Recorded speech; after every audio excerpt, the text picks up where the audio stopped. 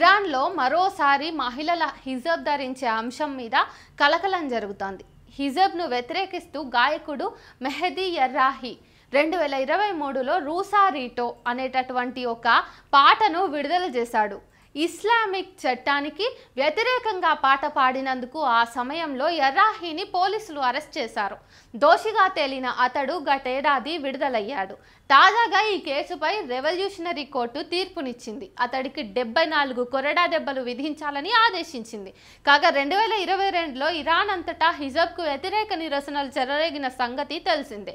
ఈ క్రమంలో నిరసనకారులకు మద్దతుగా ఎర్రాహి ఈ పాటను విడుదల చేశారు. తన శిక్షపై ఎర్రాహి స్పందిస్తూ స్వేచ్ఛ కోసం మూల్యం చెల్లించడానికి తాను సిద్ధంగా ఉన్నట్టు సోషల్ మీడియాలో పోస్టులు పెట్టాడు. 1979 ఇస్లామిక్ విప్లవం నుంచి ఇరాన్లో బహిరంగ ప్రదేశాల్లో మహిళలు హిజాబ్ ధరించడాన్ని తప్పనిసరి చేశారు. అయితే చాలా మంది మహిళలు దీన్ని వ్యతిరేకించారు. ఈ అంశాలు అమలయ్యేలా దేశంలోని నైతిక పోలీస్ విభాగం పర్యవేక్షిస్తుంది. 2022లో మాసా అమీ అనే యువతి హిజబ్ను సరిగా ధరించలేదన్న అభియోగంపై పోలీసులు అరెస్ట్ చేయగా వారి కస్టడీలో ఆమె మరణించింది. దీంతో 2022లో ఇరాన్ను హిజాబ్ నిరసనలు కుదిపేశాయి.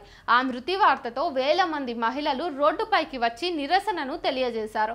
వారికి అంతర్జాతీయ సమాజం మద్దతు తెలుపుతూ ఆందోళనకారులపై టెహ్రాన్ ఉక్కుపాదం మోపడాన్ని తీవ్రంగా ఖండించింది. మీరే ఆలోచించండి ఒక్కసారి, ఇంత అభివృద్ధి చెందినటువంటి ప్రపంచంలో మహిళలు పురుషులకు ధీటుగా అన్ని రంగాల్లోనూ రాణిస్తున్నటువంటి నేపథ్యంలో ఇంకా మతానికి సంబంధించినటువంటి ఆచార వ్యవహారాలతో కట్టుబాట్లతో మహిళలను కట్టడి చేయాలని చెప్పేసి చూస్తున్నటువంటి ఈ పరిస్థితులను మనం ప్రశ్నించాలా వద్దా? మహిళల యొక్క పరిస్థితుల మీద మాట్లాడుతున్నటువంటి నిరసనకారుల మీద ప్రభుత్వాలు ఇట్లా ఉక్కుపాదం మోపడాన్ని మనం ఖచ్చితంగా ఖండించాల్సిందే. లేకపోతే కాలం ఎంత ముందుకు వెళ్ళినా కానీ మనం తిరోగమన దశగానే వెళ్తాం తప్పిస్తే బాగుపడే పరిస్థితులు మన కాలంలో ఉండనుగాక ఉండవు.